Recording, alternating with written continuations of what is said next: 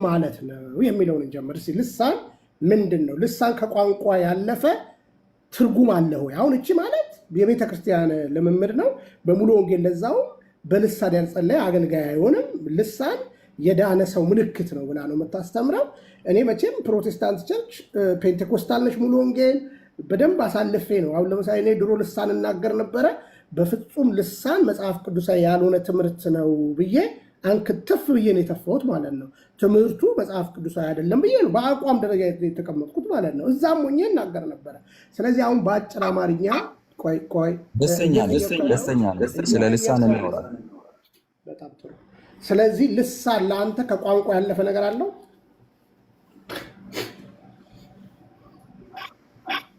ልሳን ማለት የቃሉ ቋንቋ ማለት ነው፣ ግዕዝ ነው። ከዛ ልሳን የሚለውን መጽሐፍ ቅዱስ ላይ ወይም የምንጠቀምበት እኛ የምንጠቀምበት አውድ አዲስ ቋንቋ ለማለት ነው። ራሱ መጽሐፍ ቅዱስ አዲስ ልሳን ብሎ ተናግሯል። አዲስ ልሳን ብሎ ተናግሯል። ስለዚህ አዲስ ቋንቋ ለምሳሌ ለዚህ ሕዝብ በማያውቁት በእንግዳ ቋንቋ እናገራቸዋለሁ እያለ መጽሐፍ ቅዱስ በማስረጃ ይናገራል።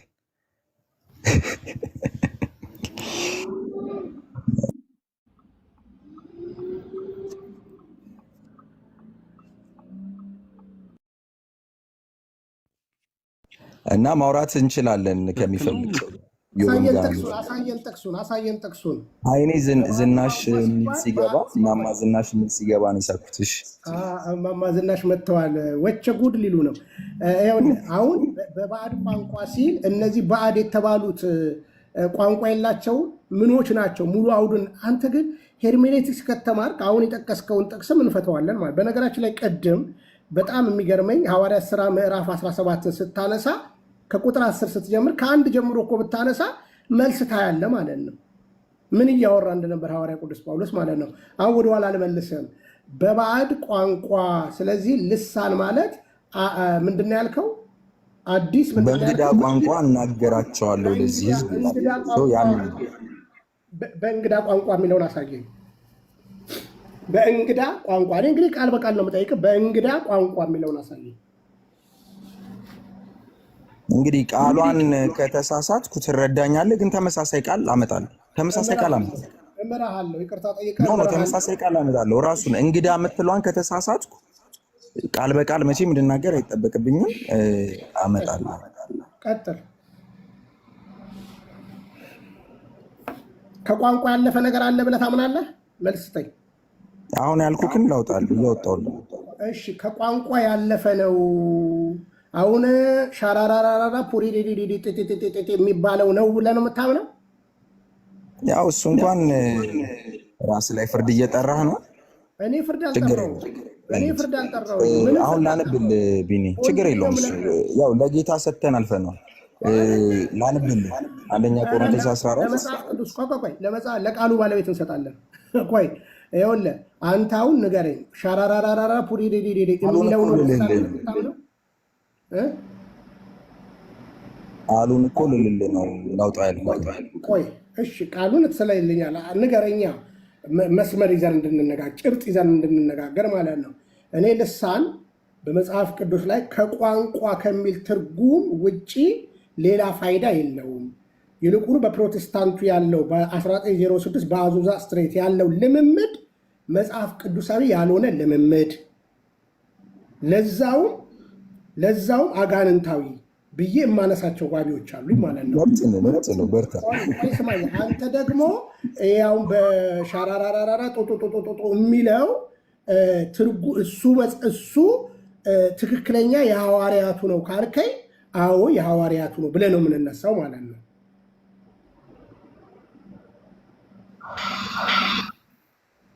አሁን እኔ አንተ ስለምትቀልድበት ስለምታፌዝበት ቋንቋ ማውቀው ታሪክ የለም። እሱ ራስ የፈጠርከው ቋንቋ ስለሆነ ስለሱ አይመለከተኝም። መንፈስ ቅዱስ ሊተረጎምም ላይተረጎምም የሚችል ቋንቋ አለ። ድብና አድርጌ እጸልያለሁ። ድብና አድርጌ እጸልያለሁ። እሺ፣ አንድ ድብና አድርገህ ነው የምትጸልየው። ትተረጉማለህ? ያው የተረገምኩባቸው ብዙ ጊዜያቶች አሉ። በጣም በቃ እንዳንተ አይነት ሰው ነው የምፈልገው። አሪፍ ጥሩ። ለዛውም የተቸገርንበት ትርጉም አለ። እሱንም በኋላ ተረጉምልን አለ። አሁን በባዕድ ቋንቋ የሚለውን እንግዲህ ቅድም እኔ ላስተካክለ በባዕድ ቋንቋ የሚለውን አውጣ። እኔ ቃሉን ሀሳቡን አውጥቼ እልሃለሁ። ቁጥር 1 ላይ ሌሎች ልሳኖችን በሚናገሩ ሰዎችና በሌላ አንደበት ለዚህ ሕዝብ እነግራቸዋለሁ። እሱ የፈለግኩት ሌሎችን ልሳኖች በሚናገሩ ሰዎችና በእንግዳ ሕዝብ ያልኩ እሱ ነው። ወይም ደግሞ ብሉይ ኪዳን ላይ ሄጄ አወጣልሃለሁ፣ ችግር የለውም። የተጠቀሰበት ሰዎችና በሌላ አንደበት ለዚህ ሕዝብ እናገራቸዋለሁ። ሰው ሌላ አንደበት ይለዋል፣ ሌሎች ልሳኖች ይላቸዋል። ሶላ እያልኩ ያለው ጥቅሱን በመጀመሪያ ጥቅሱን ንገረን።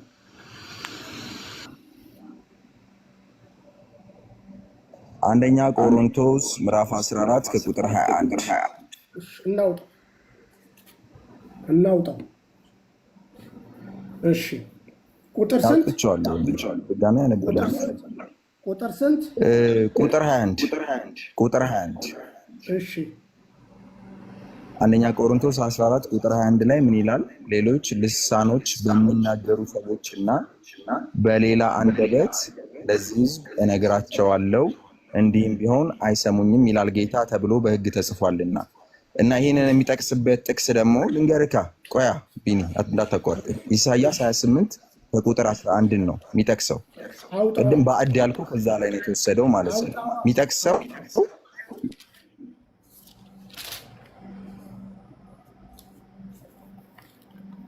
አውጣው። አንተ ዛብሎን አርፈህ። እሺ ይኸው ምን ይላል መሰለ? በባዕድ አፍ በልዩም ልሳን ለዚህ ሕዝብ ይናገራል። በባዕድ አፍ በልዩም ልሳን ለዚህ ሕዝብ ይናገራል። እሺ እዚህ ቅድም ባዕድ ያልኩ እሱ ነው የሚጠቅሰው፣ እሱን ነው። ቁጥር ስንት? ቁጥር ስንት? ኢሳያስ 28 ከቁጥር 11። እሺ በባዕድ አፍ አሁን እዚህ ቆሮንቶስ ምዕራፍ 14 ከቁጥር 21 ላይ እንዲህ ተብሎ ተጽፏል ብሎ ምንድን ነው የሚለን? ሌሎች ልሳኖችን በሚናገሩ ሰዎችና በሌላ አንደበት ለዚህ ሕዝብ እነግራቸዋለሁ። ኢሳያስ 28 11 ምንድን ነው የሚለን? በባዕድ አፍ በልዩም ልሳን ለዚህ ሕዝብ ይናገራል ይላል። እሺ ቋንቋ ባዕድ አፍ ማለት እዛ ጋር በልሳን ነው እየተናገረ ያለው ማለት ነው። ባዕድ አፍ ልዩ ልሳን። ባዕድ አፍ ማለት ልሳን ማለት ነው። የማይታወቅ ቋንቋ ማለት ነው። በማይታወቅ ቋንቋ ማለት ነው። የማይታወቅ ቋንቋ። እሺ ተናጋሪ እሺ እሰጥሃለሁ ዮባ አንድ ብቻ። እሺ አንደኛ ቆሮንቶስ ምዕራፍ 14 ቁጥር 10 ላይ አይደለም እዛው ላይ ነው ከፍቼ 10 አንብብ። በዓለም ምናልባት ቁጥር የሌለው የቋንቋ አይነት ይኖራል፣ ቋንቋም የሌለው ሕዝብ የለም። ስለዚህ ልሳን ነው የሚለው ማለት ነው። የቋንቋ በትክክል ልሳን ይሄ ሻሩሩሩ ጡሩሩ አንተ የምትለውን ነው የሚለው ማለት ነው። ቀሉን ተው፣ እንከባበራ ማለት የሰውን እምነት አክብር። ቆይ ነው ወይ የሰውን እምነት አክብር። ቤተ አክብሬ መጣው፣ የሰውን እምነት አክብር። ብዙም ተው አንተ፣ ፍርዱ ለአንተ ይሆንልህ። ግን ደግሞ እኔን አክብረህ እረፍ። ስማኝ፣ ኢሳያስ የተናገረው በባዕድ አፍ ማለት ልሳን ማለት ነው ብለህ የምታምነው? የሌላ ሀገር ማስረጃ ብዬ ያቀረብኩልህ እኮ ድብና አድርጌ የሌላ ሀገር ቋንቋ አይደለም። ቋንቋ አሁን ጥሩ ሀሳብ መጣህልኝ ቢኒ፣ ጥሩ ጥያቄ። ልሳን ምንድን ነው ብዬ ነው ማምነው እኔ መጽሐፍ ቅዱሴ እንዳስተማረኝ እዚሁ ላይ ምዕራፍ 13 ላይ አንደኛ ቆሮንቶስ ምዕራፍ 13 ከቁጥር 1 ላይ የእግዚአብሔር ቃል ምን እያለ ይናገራል? በሰዎችና በመላእክት ልሳን ብናገር ፍቅር ግን ከሌለኝ እንደሚጮህ ናስ እያለ ይናገራል። አውዱን መቼም ታውቀዋለህ። እነዚህ ትላልቅ ታምራቶች በህይወቴ ቢፈጸሙ እንኳን አይነት ነው ፍቅር ከሌለኝ ነው። ምን እያለ ነው? የሰዎችና የመላእክት ልሳን ይለዋል። የሰዎች የሚለው ልክ አሁን ቅድማ የጠቀስከው ጥቅስ ላይ እንዳለው ማለት ነው። በዓለም ብዙ ቋንቋ አለ፣ ቋንቋ የሌለውም ህዝብ የለም። ከነዛ ቋንቋዎች መካከል አማኑኤል አሁን ላይ የሚናገረው ልክ ሐዋርያት ሥራ ምዕራፍ 2 ላይ እንዳለው የሌላ ሀገር ቋንቋ ሊሆን ይችላል። አንድ ሁለት ደግሞ ሰዎች የመላእክትን ልሳን ሊቀበሉ ይችላሉ። እሱኛው ደግሞ ሁለተኛ ነው። ሰው ልሳን ስንት አይነት አለ ብለህ ብትጠይቀኝ የእኔ መልስ ምንድን ነው? የሰዎችና የመላእክት ቋንቋ። የመላእክት ቋንቋ የተቀበሉ ማስረጃ ያሳየኝ። አሁን ይኸው እኮ ማስረጃ ነው ቢኒ። ለምንድን ነው እንዳታደርቀኝ ፕሊስ። በቃ ይህ ማስረጃ እኮ ነው። በሰዎችና በመላእክት ልሳን ብናገር ይላል። ሰው በሰዎችና በመላእክት ልሳን መናገር ይቻላል ማለት ነው። ምንድን ነው የመላእክት ልሳን? ቆይ የመላእክት ቋንቋ ነው። ግዕዝ እኮ ነው ልሳን። ምንድን ነው ራሱን ቃሉን አንተ እስቲ መልሰው። ምንድን ነው የመላእክት ቋንቋ? አንተ እንደምትናገሩ አይነት ቋንቋ ነው? አንተን ልጠይቅ፣ የመላእክት ልሳን ምን አይነት ነው ንገረኝ እስቲ። አንተ እኮ ነው እሱ ነው የኛ ልሳን ያልከኝ እኮ አንተ ነን ያደለው። የኛ ልሳን እሱ ነው አላልኩክም። ልሳን ሁለት አይነት ነው፣ በሰዎችም በመላእክትም ልሳን እግዚአብሔር እንደወደደ ይሰጣል። የመላእክት ልሳን የሚሰጣቸው ሰዎች አሉ፣ የሰዎችንም ልሳን የሚሰጣቸው ሰዎች አሉ። የመላእክት ልሳን ምንድን ነው? የመላእክት ልሳን ማለት ቋንቋ ማለት ነው እኮ። እንደዚህ አሁን ሰዎች እንደሚናገሩት አይነት ነው።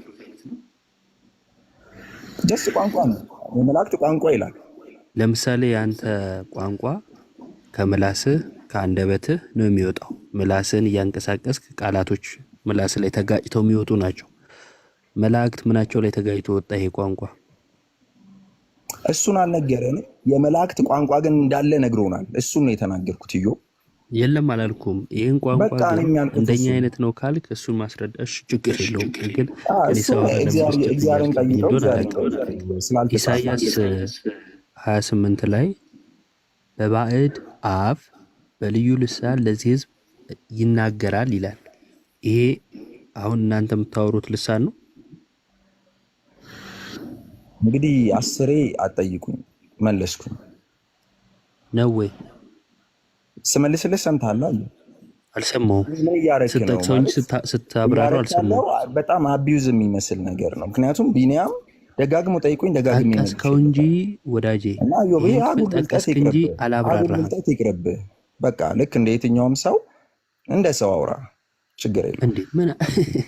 አይደለማ ደጋግሜ ተናገርኩ አይደለም። ለምን አንድ ጥያቄ ማለት ነው ደጋግሜ የምጠይቅህ አቢዩዝ ለማድረግ ነው። እንደዛ አይደለም። ነገርኩህ በቃ ድብና አድርጌ አዎ አልኩት። አንዴ ስመኝ። ለምንድን ነው 10 የምትጠይቀው ሰው?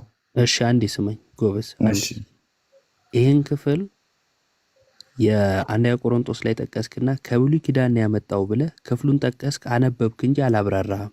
እኔ ጠየቅኩ ማብራሪያ ነው። ስለዚህ አትቆጣ። ምንድነው ማብራሪያ ካለ ታብራራለህ፣ ከሌለ መልስ የለኝም ብለህ ሚዩት ታደርጋለህ። በቃ ችግር እንደዛ በለኝ። ማብራሪያ ጠይቄሃለሁ በለኝ። ምንድነው ጥያቄ? ጠይቀኝ፣ ችግር የለም። በጣም ጥሩ። ይናገራል የተባለው ማለት ነው? አዎ ወይ አይ ጥያቄ ስለጠየቀኝ ነው። ክሎዝ ኢንዲድ ኩዌስችን ነበር የጠየቀኝ፣ ለዛ ነው። ይናገራል የተባለው ማን ነው እዚህ ክፍል ላይ?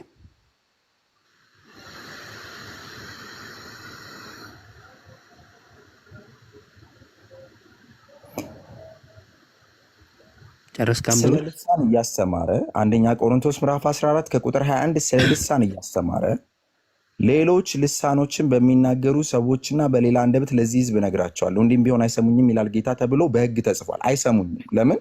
በማያውቁት ቋንቋ በሌላ አንደበት እናገራቸዋለሁ። እንግዲያስ በልሳኖች መናገር ለማያውቁ ምልክት ነው እንጂ ኢሳያስ 48 ላይ ተናጋሪው ማን ነው? ይናገራል የተባለው ማን ነው እኮ ነው ያልኩ። እንግዲህ እኔ አሁን ኢሳያስ 28 ከቁጥር 11ን የጠቀስኩት አንደኛ ቆሮንቶስ 14 ላይ ስለ ልሳን ሲያስተምር ሐዋርያው ጳውሎስ ጠቅሶታል ብዬ ነው የጠቀስኩት። እዩ በቃ አለቀ። ኦልሬዲ ጠቅሶታል። እኔ ደግሞ ኢሳያስ 28 ላይ በባዕድ አፍ በልዩ ልሳን ለዚህ ህዝብ ይናገራል ነው የሚለው። ይናገራል የተባለው ማን ነው ብዬ የማንነት ጥያቄ ነው የጠየኩ። ጌታ ይመስገን። መንፈስ ቅዱስ ይሆናል እንግዲህ መንፈስ ቅዱስ ይሆናል ነው ወይስ ነው? ይኸው እዚህ ጋር እኮ ይናገራል እኮ እንደዚህ ይላል። በባዕድ አፍም በልዩ ልሳንም ለዚህ ህዝብ ይናገራል። እርሱም እረፍት ይህች ናት፣ የደከመውን አሳርፉ፣ ይህች ማረፊያ ናት አላቸው እያለ ይናገራል። ማን ነው የሚናገረው? ከኪዳኑ ህዝብ ውጭ ያሉት በመንፈስ ቅዱስ እየተናገሩ ነው እያልክ ነው ማለት ነው? ኖ ቆይ ቢኒ አይደለም። ማን ይናገራል? ቆይ ቀጥሎ ያለውን ታያላችሁ።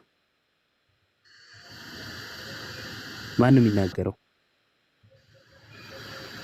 ማለት እዩ ምንድን ነው አሁን አንተ ምልክ አንደኛ ነገር ኦልሬዲ እኔ አሁን የጠቀስኩበትን ተናግሬያለሁ። አንደኛ ቆሮንቶስ 14 አይ እውነት ዩአር በጣም ፌዝ ነው ያስብ። ለምሳሌ የሆነ ዝም ብዬ አንድ ጥያቄ ጠይቄ መጽሐፍ ቅዱስን በሙሉ አነበህ ጨርሰሃል አንተ።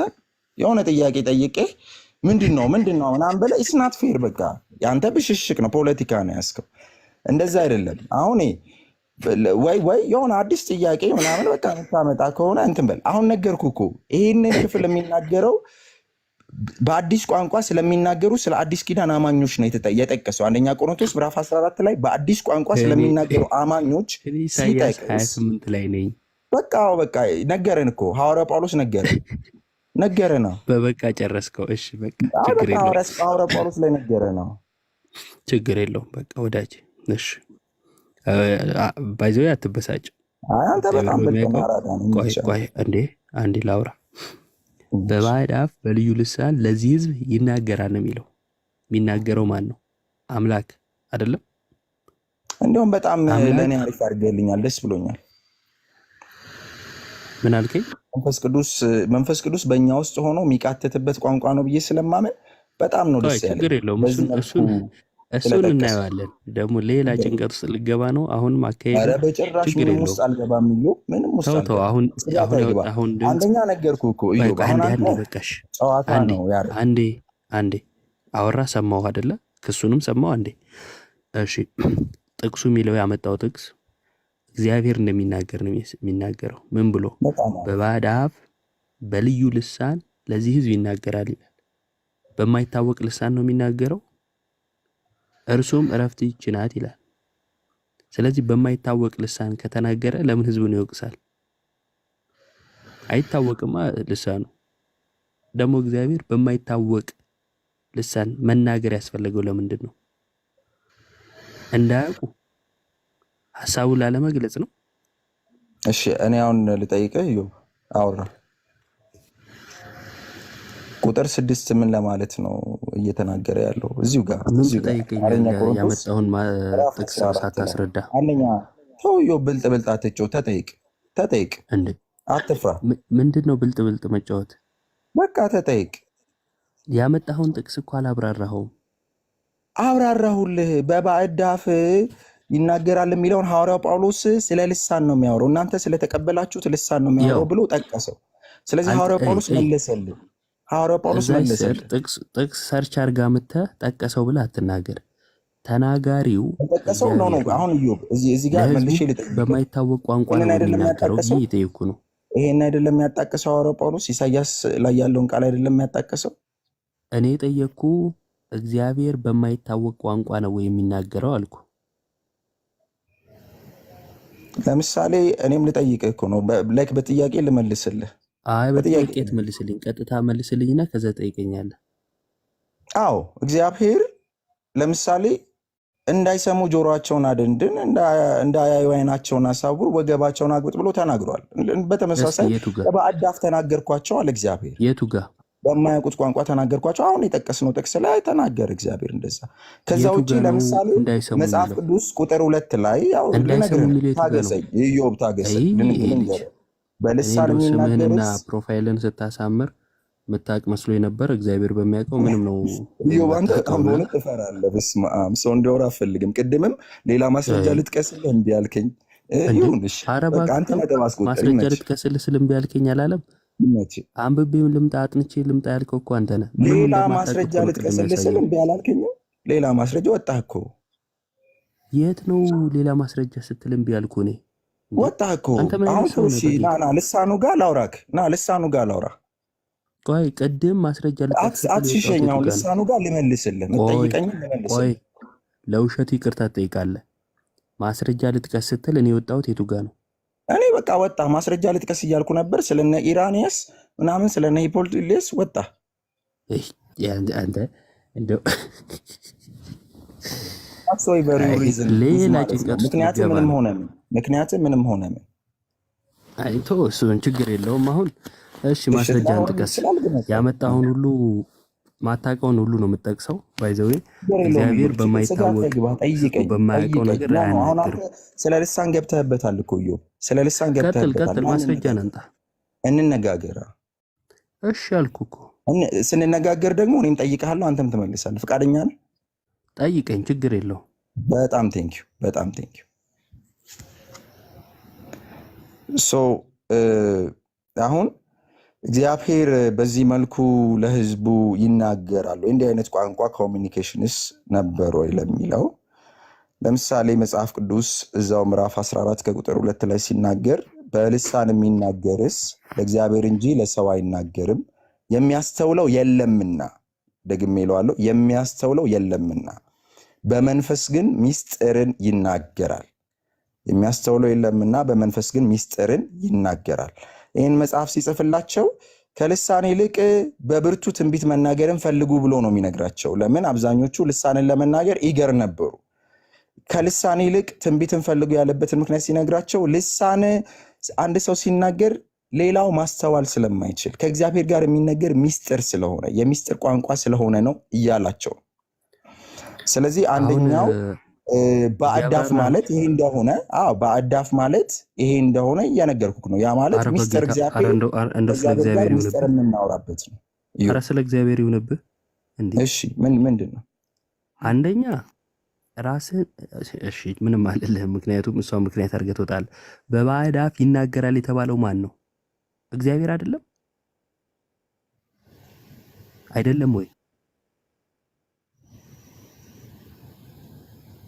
ቶሎ መልስ። እያነበብክ ነው አውቃለሁ። ቶሎ አንብብና ግን መልስ። አዎ ጌታ ይላል እኮ በቃ በግልጽ ጌታ ይላል። አታፍርም ታዲያ? ቆሮንቶስ ላይ ሄደ ህዝቡ ቆይ አዳምጥ። ቆሮንቶስ ላይ ሄደ ስለልሳን እያወራ ይሄን እባክህ አዳምጥ አንዴ። ቆሮንቶስ ላይ ሄደ ሰው ወደ እግዚአብሔር ስለሚጸልየው አሁን አንብበህ ስጨርስ ይሄው እዚህ ጋር የሚለው እኮ ራሱ ነው ብለህ የምትለው እግዚአብሔር የሚናገረውና ሰው የሚናገረውን አንድ አድርገን እያወራ ያለው ኢዮባ ተበላህ እኮ። አሁን አንተ አታፍርም የሚል ቃል ስለተጠቀምክ ነው ተበላህ ማለት። እንዴት እንደተበላ ላሳይ። እንዴት እዚሁ 21 ላይ ጌታ ተናገረ ነው የሚለው 21 አንደኛ ቆሮንቶስ 14 21 ላይ ጌታ ነው ልሳን ተበላህ አላለም። አንደኛ ቆሮንቶስ 14 ቁጥር 21 ላይ እንደዚህ ይላል። ራሱ ጌታ ሌሎችን ልሳኖች በሚናገሩ ሰዎችና በሌላ አንደበት ለዚህ ህዝብ ነግራቸዋለሁ፣ እንዲህም ቢሆን አይሰሙኝም ይላል ጌታ። ምንም ኢሳያስ ላይ አዲስ ነገር አላመጣህልኝም። ቆሮንቶስ ላይ የተጠቀሰው ነው ኦልሬዲ። ቆሮንቶስ ላይ ያጣቀሰው ኢሳያስን ነበረ። ስለዚህ ጌታ ብሎ የተናገረው ማን ነው? ኢሳያስም ላይ ጌታ፣ ቆሮንቶስም ላይ ጌታ።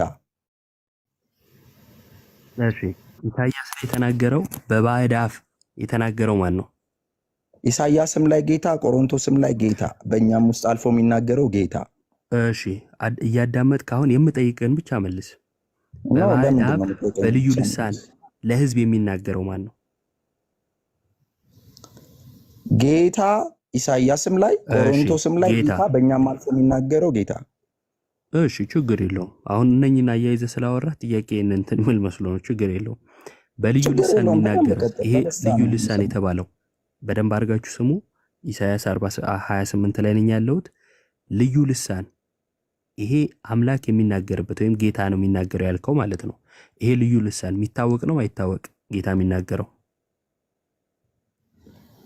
ከላይ የሚያስተውለው የለምና ተብሎ የተጻፈለት ሚስጥር ነው ተብሎ የተነገረ 28 ላይ ነኝ ያለሁት። ተረጎመም ያለው ኢሳያስ 28 ላይ ነኝ ያለሁት። አማርኛ አለማፈርህ ኢሳያስ 28 ላይ ስጠይቅህ በቀጥታ ሄደ ቆሮንቶስ ላይ ታወራለህ።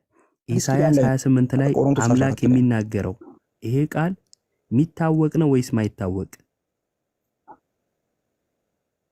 በልዩ አንደበት በማያውቁት ቋንቋ ብሎ ስለተናገረ የማይታወቅ ነው፣ ግን ይተረጎማል። እግዚአብሔር ስጦታ ከሰጠ የትርጉም ስጦታ ከሰጠ ይተረጎማል። ቆሮንቶስ 14 እሱ ነው የሚያስተምረው። ልክ አይደለም። ኢሳያስ 28 ላይ አምላክ የሚናገረው የሚታወቅ ነው ወይስ ማይታወቅ ነው እያልኩ እየጠየቁ ስለ ሰው ተጋዊነት ማለት ምን ማለት ነው? እግዚአብሔር በእኛ አለማወቅ ቤቱን ሰርቶብሃልና ሰግጠህ ለማለት ትሞክራለህ። በጣም እኮ አንተን ግራ እያጋባኝ ነው። እናንተ አልሳደብም ግን ግራ እያጋባኝ ነው። ሚውት አደርግልሃለሁ። በቃ አንተ ባለስልጣን ሚውት አድርግ። እንዳከፍተው አንዴ ከፍቼ ላሳያችሁ።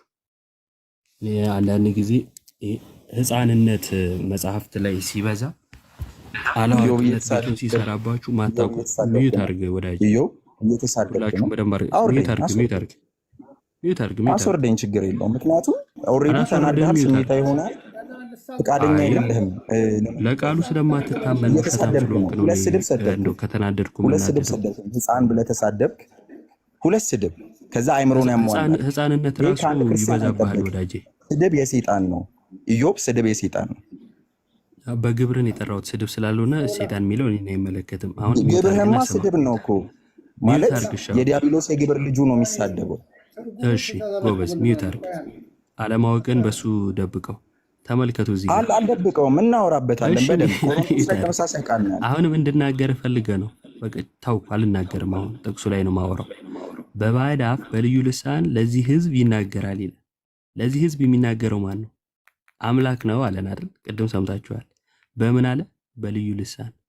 በልዩ ልሳን አምላክ ይናገራል። ይሄ ልዩ ልሳን የሚታወቅ ነው ወይስ ማይታወቅ ነው ብዬ ጠየቅኩት። ይሄ ልዩ ልሳን የሚታወቅ ነው ወይስ ማይታወቅ? ማይታወቅ ነው ካለ ተናጋሪው አምላክ ነውና አምላክ በማይታወቅ ልሳን ይናገራል እያለ ነው። የሚታወቅ ነው ካለ ልሳን የሚታወቅ ከሆነ ጳራራም ጨራራም ገደል ገባ ማለት ነው። ደግሞ አምላክ ጳራራም ጨራራም እያለ ነው የሚናገረው።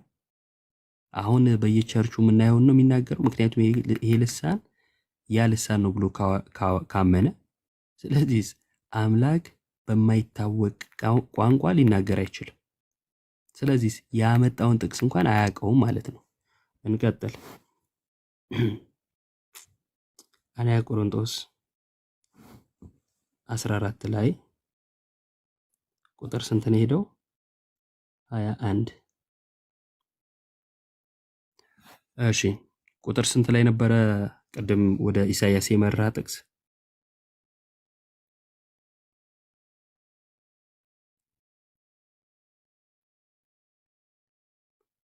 ሶላ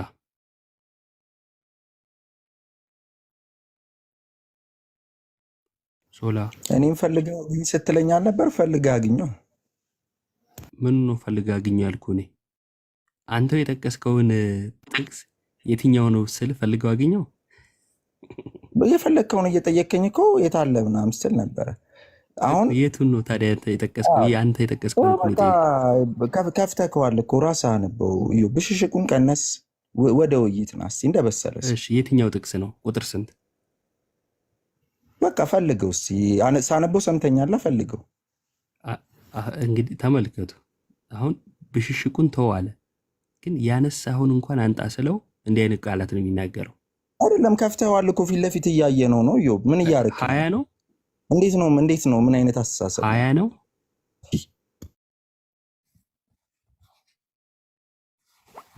ሀያ ነው ወይ? ቁጥር 20 ነው።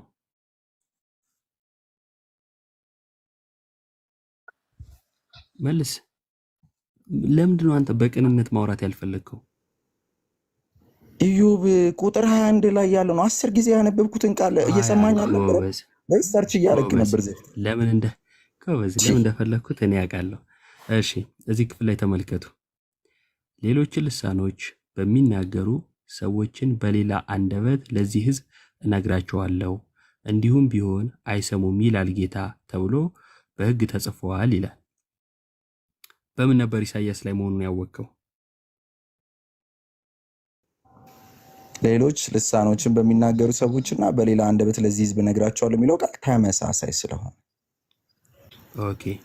ከዛ ደግሞ ይህም ጌታ የተናገረው ነው፣ እንዲህም ቢሆን አይሰሙኝም ይላል ጌታ ይላል። ተመሳሳይ ስለሆነ ሌሎች ልሳኖች በሚናገሩ ይህም የጌታ ልሳን ነው። ተመልከቱ። እዚች ጋር እቺ ያለች እቺ ስታሯ ማለት ነው። እቺን ሲጫን ይሄ መጣለት። ከዛስ ኢሳይያስ 28 ዝም ብሎ ጠቀሰ ማለት ነው። አንብቦ ጥቅሱን ተረድቶት አለመሆኑን ለማሳየት ያህል ነው። እሺ አንብቦ ጥቅሱን ተረድቶ የኢሳይያስን ቀድሞ ያነበበው ሆኖ ሳይሆን እዚች ጋር በቃ እኔ እኮ ያልኩት ማለት ነው ኢሳይያስ ላይ ያለው አላልኩም። ስለ ኢሳይያስ አላብራራሁም ያልኩት ይሄን ጥቅስ ነው ያጣቀሰው ብቻ ነው ያልኩት። ብሮ እኮ ለዛ እኮ ነው ጥቅሱ ላይ ማብራሪያ ስጠይቅህ ያላወቅከው። ለዛ ነው አላወቅኩትም እኮ አላልኩክም። በቃ አነበብኩት ሄጄ አነበብኩት ስጠይቀኝ አለቀ። ጌታ ይላል አይደል? አዎ ጌታ ይላል። ለእኔ ደግሞ በጣም ትልቅ ደስ የሚል ጥቅስ ነው። በጣም ደስ የሚል ምክንያቱም እኛ መንፈስ ቅዱስ በእኛ ውስጥ ሆኖ ይጸልያል ብለን ስለምናምን፣ በልሳን በእኛ ውስጥ ሆኖ የሚቃትተው መንፈስ ቅዱስ ነው ብለን ስለምናምን። እሺ ሌሎችን ልሳኖች አሁን በቅንነት ብትረዳኝ ኖሮ አንድ ነገር አሳይ ነበር። አንተ ቶሎ ብለህ እንደው መሸነፍ መሰለ፣ ግን መሸነፍ አይደለም፣ ሀሳብ ላይ የምናወራው። አዎ ለመጠየቅ ፈቃደኛ ብትሆን ማለት ነው ደቂቃ ከፋፍለህልን። ሰዓቱን በጣም መሽቷል ታውቃለህ። የጥያቄና የመልስ ጊዜ ይኖረው፣ እኔም ልጠይቀው እሱ የሚመልስልኝ፣ እንደዛው እንሂድ እና አለበለዚያ በጣም እኔ ብቻ መጠየቅ ምናምን ዛት ሳንፌር ማለት ነው። ሰው እየተለዋወጠ እኔም ብቻ መጠየቅ ዛት ሳንፌር። እሺ ጨረስክ? አንተም ትጠይቃለህ። ሌሎችን ልሳኖች በሚናገሩ ሰዎችና በሌላ አንደበት ለዚህ ህዝብ እነግራችኋለሁ ይላል። በሌላ አንደበት ለዚህ ህዝብ እነግራችኋለሁ፣ እንዲህም ቢሆን አይሰሙኝም ይላል ጌታ ተብሎ ተጽፏል ይላል። በሌሎች ልሳኖች የሚናገሩ ተብሎ ለሰዎች ነው የተነገረው። እግዚአብሔር በልዩ ልሳን አይናገርም፣ ወይንም በማይታወቅ ቋንቋ እግዚአብሔር አይናገርም። ስለዚህ ኢሳይያስ ላይ ያለውን ስትጠቅስ ከምን አንጻር ነው እዚህ ጋር የተጠቀሰው የሚለውን መረዳት ያስፈልግ ነበር። አንተ ግን ኢሳይያስ ላይ ራሱ ሰዎች የሚናገረው እግዚአብሔር የሚናገረውን ምን አድርገህ ጠቀስከው? ተመልከቱ ኢሳይያስ 28:16 በባዕድ አፍ በልዩ ልሳን ለዚህ ህዝብ እናገራለሁ ያለው ልዩ ልሳን የሚለውን እሱ ለሚጠቀመው ልሳን ተረጎሙ። የሚናገረው ግን ጌታ ነው። ታዲያ ጌታን ጳራራም ጨራራም ልታስብለው ነው ወይ የሚል መሰረታዊ ጥያቄ ያስነሳል። ለዚህ ነው ጥቅሱን ሳትረዳ ነው የጠቀስከው ብዬ ያልኩ። ፍርዱን ለአንተ ትቼልሃለሁ።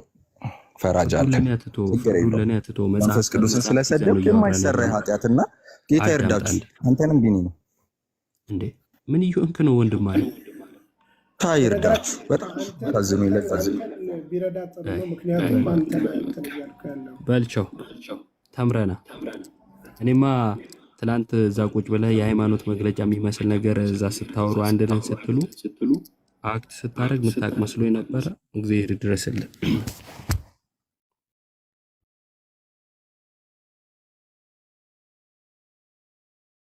ቢኒ ተምሮ አጥንቶ ሲመጣ እና የሰጠነውን የቤት ስራ ጨርሶ ሲመጣ እናናግረዋለን። እዳችኋለሁ። ተባረኩ። እግዚአብሔር ከእናንተ ጋር ይሁን። እድል ካልሰጣችሁ አንድ ትርጉም ተርጉምልን። ትርጉም እችላለሁ ብለህናልና እስኪ አንድ አስተምር። በጣም ነው ማከብርህ። በነገራችን ላይ ለምንድን ነው መሰለህ አንተ በጣም ማውራት ትችላለህ፣ መነጋገር ትችላለህ ከሰው ጋር፣ ሀሳብህንም ትገልጻለህ በነፃነት።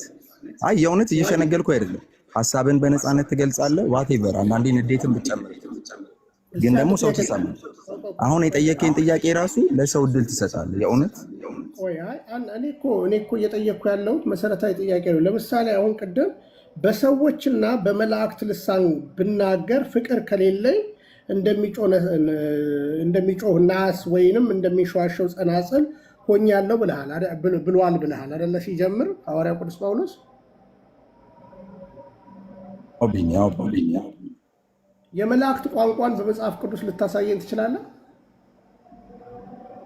ቢንዬ አሁን የሰጠሁት መልስ ምንድን ነው መሰለህ? አጭር መቼም ትረዳኛለህ ብዬ ተስፋ አደርጋለሁ። ይሄ ጥቅስ በመላእክትና በሰው ልሳን ብናገር ይላል። እዚህ ጋር በቃ የመላእክት ልሳን ይላል። ከዚህ በኋላ አልተብራራም፣ ሌላ ቦታ አልተጠቀሰም። የመላእክት ቋንቋ ሰው ሊሰማው ይችላል አይችልም? እሱንም አያብራራም። በሰውና በመላእክት ልሳን ይላል። ግን አንድ ሰው በሰውና በመላእክት ልሳን ሊናገር እንደሚችል ብቻ ነው የሚናገረው። አሁን ለምሳሌ መላእክቶች ወደ ሰዎች መጥተዋል አይደለም? በመጽሐፍ ቅዱስ ላይ ከሰዎች ጋር አልተግባቡ። ቢኒ ነገርኩህ እኮ አሁን በዚህ ክፍል የተነገረው የመላእክት ልሳን አልተብራራም። በቃ ይኸውልህ አስመሬ እየነገርኩ ያለሁት የሰው ቋንቋ በሰዎችና በመላእክት ልሳን ማለት በሰዎችና በመላእክት ቋንቋ ነው ስላልከኝ የምንግባባበት ቋንቋ መሆኑን ስለምንተማመን ነው። ግን እስኪ አንድ ቦታ እንደ መጽሐፍ ቅዱስን እንድትመረምር አንድ ቦታ ልውሰድህ። ኢሳይያስ ምዕራፍ 6 ላይ ሲገባ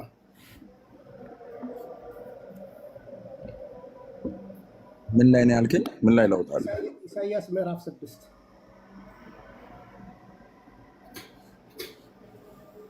እሺ ቁጥር ስንት? ከቁጥር 1 ጀምሮ። ከቁጥር 1 ጀምሮ። እሺ ንጉሥ ዖዝያን በሞተበት ዓመት እግዚአብሔር በረጅምና ከፍ ባለ ዙፋን ላይ ተቀምጦ አየሁት። የልብሱም ዘርፍ መቅደሱን ሞልቶት ነበር። ሱራፌልም በእርሱ ላይ ቆመው ነበር። ለእያንዳንዱም 6 ክንፍ። ሱራፌል ምንድን ነው? መልአክ፣ የመልአክ ስም። ቀጥል። እዚህ በሁለት ክንፍ እግሮቹን ይሸፍን ነበር፣ በሁለትም ክንፍ ይበር ነበር። አንዱ ለአንዱ ቅዱስ ቅዱስ የሰራዊት ጌታ እግዚአብሔር፣ ምድር ሁሉ ከክብሩ ተሞልታለች እያለ ይጮህ ነበር። የመድረኩ መሰረት ከጫዩ ድምፅ የተነሳ ተናወጠ፣ ቤቱንም ጢስ ሞላበት። እኔም ከንፈሮች የረከሱብኝ ሰው። እዚህ ጋር እሺ ግልጽ ላድርግልህ፣ እንዳታደክመኝ ቢኒ፣ ግልጽ ላድርግልህ። አሁን ለምሳሌ የሰው ቋንቋ ስንል ልሳን የሰውም ቋንቋ ነው የመላእክትም ቋንቋ ነው ብያለሁ። የሰው ቋንቋ ስትል ለምሳሌ አንዴ ልጨርስላ ቢኒ፣ የሰው ቋንቋ ስትል ማለት ነው ለምሳሌ የማታውቀው ሀገር ቋንቋ ቢነገር አተረጉመው አይደለም። እኔ የምናገረው ያልከኝ እኔ የምናገረው የመላእክት ቋንቋ ነው። ልሳኔ አሁን እኔ ያላልኩትን አልክ ካልክ ሪከርዱን ያንተ ተመልሰ ሪከርድ እያስደረከኝ አይደል? ሪከርዱ ተመልሰ አሁን ሪከርዱ አላልኩም ያልኩት ልሳን በሁለት ይከፈላል። የሰውና የመላእክት ልሳን፣ የሰውና የመላእክት ልሳን ቋንቋ። ልሳን ቋንቋ፣ ልሳን ማለት ቋንቋ፣ የሰውና የመላእክት ቋንቋ። ልሳን ቋንቋ ከሚል ውጪ ሌላ አሁንም እኔ ግልጹን የምነግርህ በኋላ በማስረጃ ያሳይሃለሁ። እኔ ሚሊዮን ማስረጃ ያሳይሃለሁ ቢን፣ ሚሊዮን አንተ አንድ ማስረጃ ተሳየኝም። ከዛ አስጨርሰኝ። አሁን እዚህ ጋር ይሄን ተናጋሪ ማን ነው? ይሄን ተናጋሪ ማን ነው? የቱን ተናጋሪ? አየው እያለ የሚናገረው ማን ነው? ኢሳይያስ 6። ለምንድን ነው ቆይ ግልጽ የሆነ ጥያቄ የምትጠይቁት ቢኒ? ኖ ንገረኛ።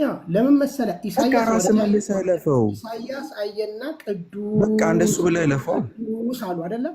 ቅዱስ ቅዱስ ቅዱስ የሚለው ቃል ይሄው ቅዱስ ቅዱስ የሰራዊት ጌታ እግዚአብሔር፣ ምድር ሁሉ ከክብሩ ተሞልታለች እያለ ይጮ ነበረ።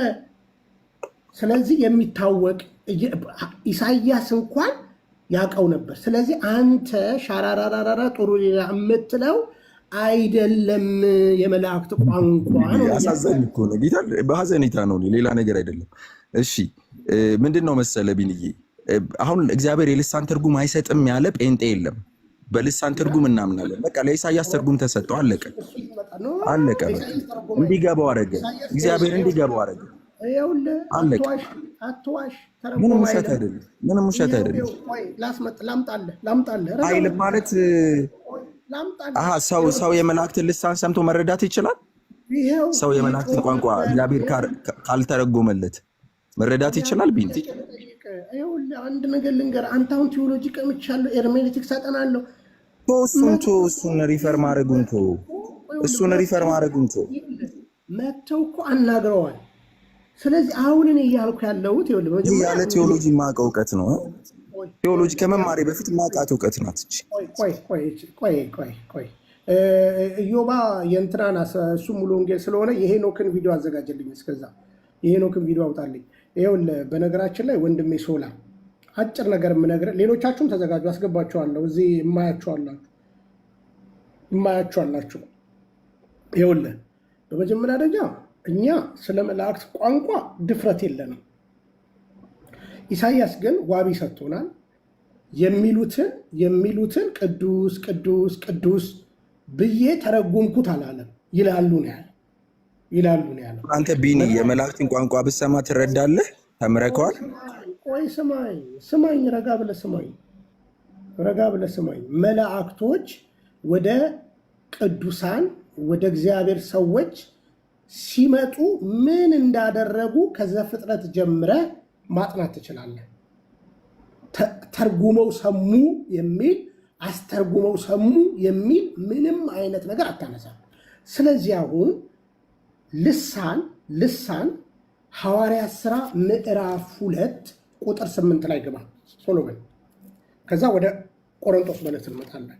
አንተ ለዛውም ቴዎሎጂ እኮ ተምሬያለሁ ስትለኝ ከሌሎቹ ማከብረህ የቆሮንቶስ ቤተክርስቲያንና የሐዋርያት ሥራን ታስተሳስርልንኛ ከቋንቋ የተለየ ነገር የለውም።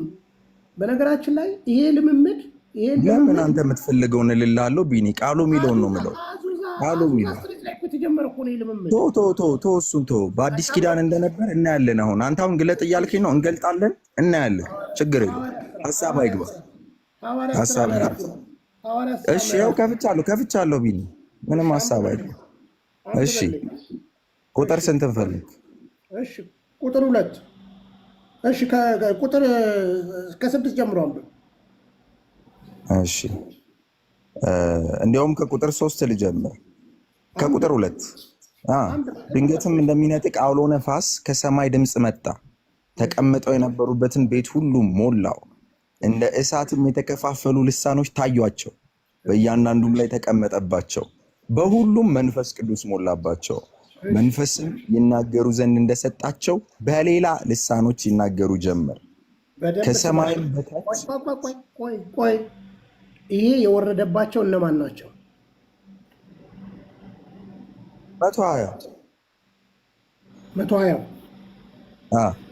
120 ስለመሆናቸው ማብራሪያ እዚህ ጋር ታመጣልኛለህ? አቦ ቢኒ በቃ አታውቀውም። ይሄን 120 መሆናቸውን ብዙ ቦታ ተጠቅሷል። አሁን ወደ ገደለው ወደ ጉዳያችን ወደ ሀሳባችን።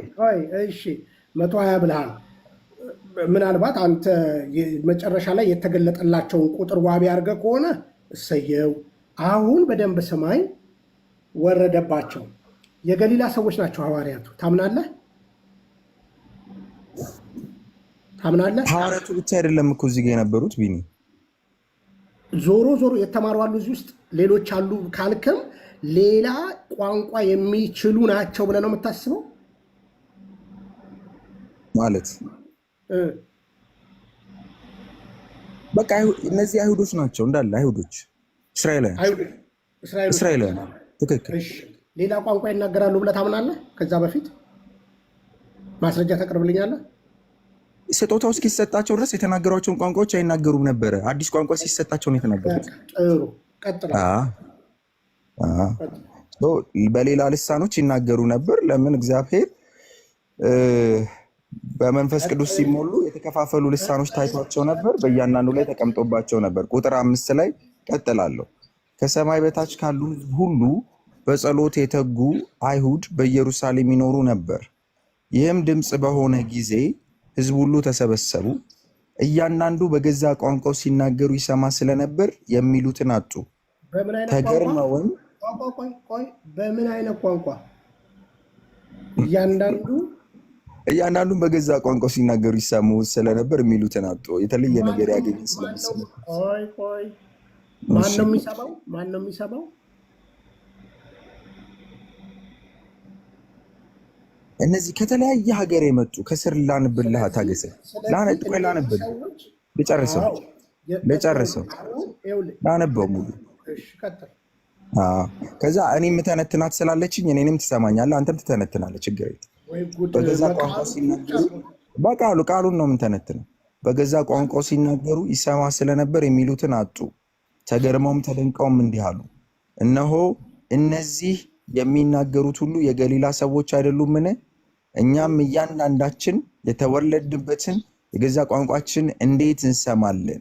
የጳርጤና የሜድ የኤላሜጤም ሰዎች በሁለት ወንዝ መካከል በይሁዳ በቀጰዶቅያም በጳንጦስም በእስያም በፍርግያም በጵንፍልያም በግብፅም በቀሬናም በኩል ባሉት በሊቢያ ወረዳዎች የምንኖር በሮሜም የምንቀመጥ አይሁድ ወደ ይሁዲነት የገባን የቀርጤስና የአረብ ሰዎች የእግዚአብሔርን ታላቅ ስራ በልሳኖቻችን ሲናገሩ እንሰማቸዋለን።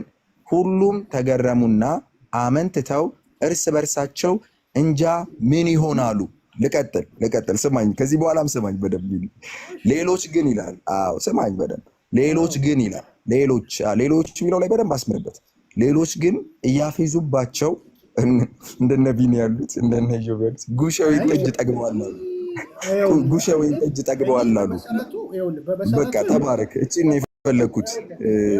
ሌሎች የሚላቸው እነማን ናቸው? እዚህ ላይ ሌሎች የሚላቸው ይኸውልህ ጉሽ ሳይሆን አጋንንት ሰፍሮበት ነው ብዬ ነው የማስበው። ቢንዬ የፈለግከውን በል፣ እኔ ደስ ነው የሚለኝ። ኢየሱስ ምን አለ መሰለ፣ በአጋንንት አለቃ አጋንንትን ያስወጣል ሲሉት እንደዚህ አለ ጌታ ኢየሱስ፣ እኔን የሰደበ ይሰረይለታል አለ። መንፈስ ቅዱስን የሰደበ ግን ለዘላለም አይሰረይለትም። መንፈስ ቅዱስ ያለበትን ሰው አጋንንት አለብህ ስትል ዘላለምህ ላይ እየወሰንክ ነው ቢንዬ። እኔ በጣም ነው ማዝንልህ። ዘላለምህ ላይ እየወሰንክ ነው። ዘላለምህ ላይ ወስን፣ ችግር የለውም። ዘላለምህ ላይ እየወሰንክ ነው። የአንተ ጡጡጡጡ የመንፈስ ቅዱስ ስራ ነው። የእኔም በለው የማንም በለው እኔ ውስጥ ማን እንዳለ በደንብ ጠንቅቄ ስለማቅ፣ መንፈስ ቅዱስን በደንብ ስለማቀው፣ አጽናኙን ስለማቀው፣ የእውነት መንፈስን ስለማቀው ማለት ነው። አንተ ስደበው፣ ፍርድ ደግሞ እሱ ነው። ዘላለምህ ላይ እየወሰንክ ነው። ዘላለምህ ላይ እየወሰንክ ነው። በጎግል ይተረጎማል። ተው፣ ዘላለምህ ላይ ወስን ቢኒ፣ ዘላለምህ ላይ ወስን። ተው፣ ችግር የለውም። ምልል ነው የአንተ ልሳን አጋንንታዊ ነው። አረ ሚሊዮን ጊዜ በለው። ራስ ላይ እየፈረድክ ነው። የፍርድ ቃል እየተናገርክ ነው። የፍርድ ቃል እየተናገርክ ነው። ራስ ላይ አዝንልሃለሁ ቢንዬ። ተመለስ፣ ጌታን ተመለስ፣ በእውነት ተመለስ፣ በብዙ ንስሐ ተመለስ። ጌታ ይራራልሃል፣ መልካም ነው። ግን የማይሰራ ኃጢአት እየሰራ በእውነት በጣም ነው ማዝንልህ። ለአንተ ለአኬ ለኢዮብ በጣም ነው ማዝንላቸው። አኬም እንዲህ አይነት የድፍረት ቃል ስለሚናገር ማለት ነው። በርቱ። እኔ ምንም አይሰማኝም ቢንዬ፣ ለአንተ ከማዘን ውጭ ማለት ነው። ቶቶ የኔ ጡጦ አይደለም። በደንብ ጠንቅቅ ና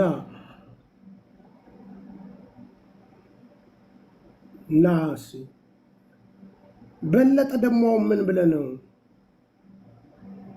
እሺ በለጠ ደግሞ ምን ሆኖ ነው የመጣው?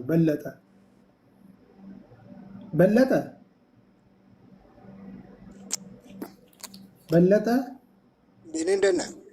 አለው እግዚአብሔር ይመስገን አምነው አለው። አይ ስለ ልሳን ጠቅስ እየለጠፍኩልህ ነበር ብዬ ነው። በልሳን ትጸልያለህ? አዎ ቢኒዬ። ትተረጉማለህ? አይ አልተረጉም። በጣም ጥሩ። ከአንተ ጋር እኮ አውርተናል ከዚህ በፊትና ተቀጣጠረንና በዛው ቀረ።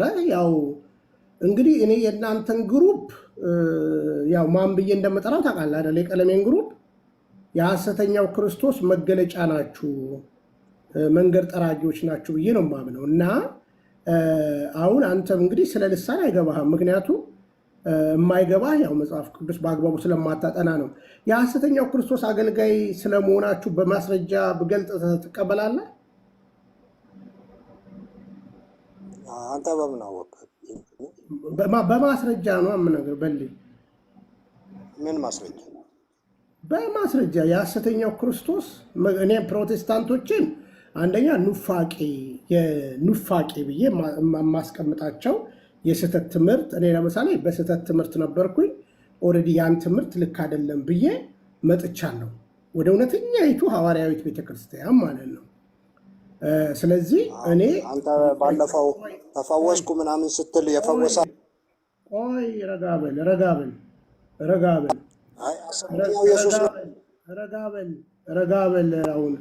አሁን እንዲነሳባ አላደርገውም። ረጋበልና ስማ። እኔ ድሮም አንተ የምታውቀውን ኢየሱስ ቀለም ወርቅ የሚያውቀውን ኢየሱስ ክርስቶስን አላቅም።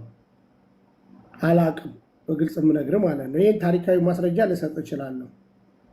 አሁን አንተ የኢየሱስ ክርስቶስ ከሆንክ እስኪ ሳትፈራ ቪዲዮ ክፈት፣ ቶሎ በልበልኝ። ቪዲዮ ክፈት። እሺ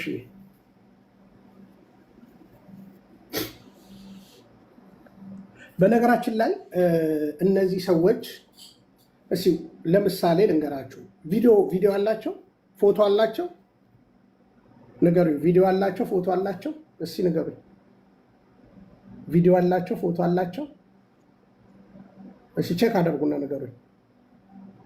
እሺ በቪዲዮ ትገባለህ? ቪዲዮ አላቸው፣ ፎቶ አላቸው? እሺ ሁለቱንም ቼክ አደርጉልኝ። ቪዲዮ አላቸው፣ ፎቶ አላቸው? ቼክ አደርጉልኝ።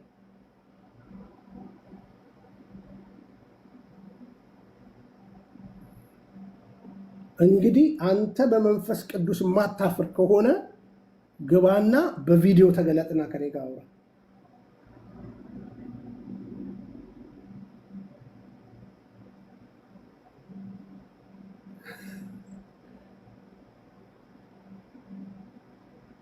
በነገራችን ላይ ምን እንደሚሏችሁ ታውቃላችሁ?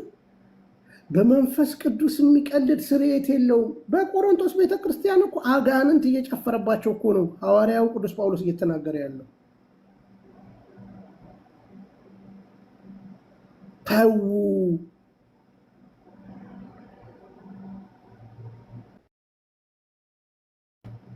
ተው እያለ ነው። በነገራችን ላይ አንደኛ ቆሮንቶስ ምዕራፍ 12 13